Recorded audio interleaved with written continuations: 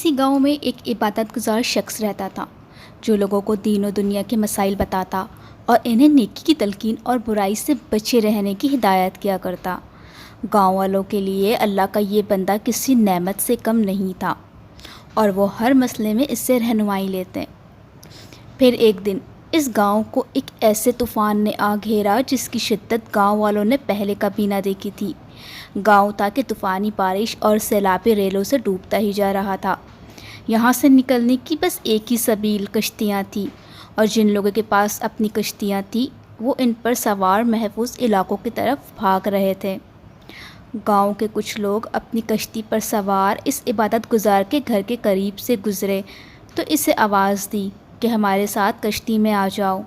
اس بزرگ کا جواب آیا تھا کہ تم لوگ جاؤ، میرا اللہ میری مدد کرے گا اور مجھے بچا لے گا۔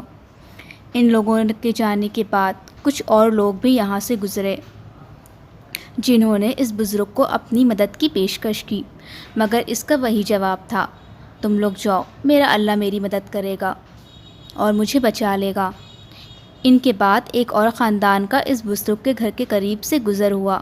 انہوں نے اپنی کوشش کی کہ اس بزرگ کو اپنے ساتھ لے لیں، مگر اس کا وہی جواب تھا کہ تم لوگ جاؤ، میرا اللہ میری مدد کرے گا اور مجھے بچا لے گا۔ طوفان ختم اور سیلابی پانی خشک ہوا تو جب گاؤں کے لوگ واپس اپنے اپنے گھروں کو لوٹنا شروع ہوئے، انہوں نے اس بزرگ کو مردہ پایا۔ اس کی لاش اس کے مکان میں پڑی تھی۔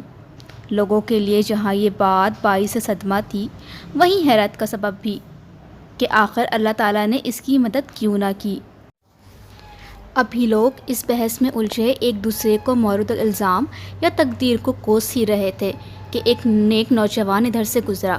اس نے سارے گاؤں والوں کو چپ کرواتے ہوئے کہا، کون کہتا ہے اللہ پاک نے اس آدمی کی طرف مدد نہیں بھیجی؟ اللہ تعالیٰ نے ان تین خاندانوں کو یکے بعد دیگرے اسے بچانے کے لیے بھیجا، مگر اس نے وہ مدد قبول کرنے سے انکار کیا اور طوفان میں ہلاک ہو گیا۔ اس قصے میں یہ حکمت بیان کرنے کی کوشش کی گئی ہے کہ اللہ تعالیٰ مافوق الفطرت یا وہم و گمان سے بعید طریقوں سے عموماً کسی کی مدد نہیں کرتے، بلکہ انسان کے لیے اسباب پیدا فرما دیتے ہیں تاکہ بندہ ان اسباب کی مدد سے اجتہاد کرتے ہوئے اپنا راستہ بنائے۔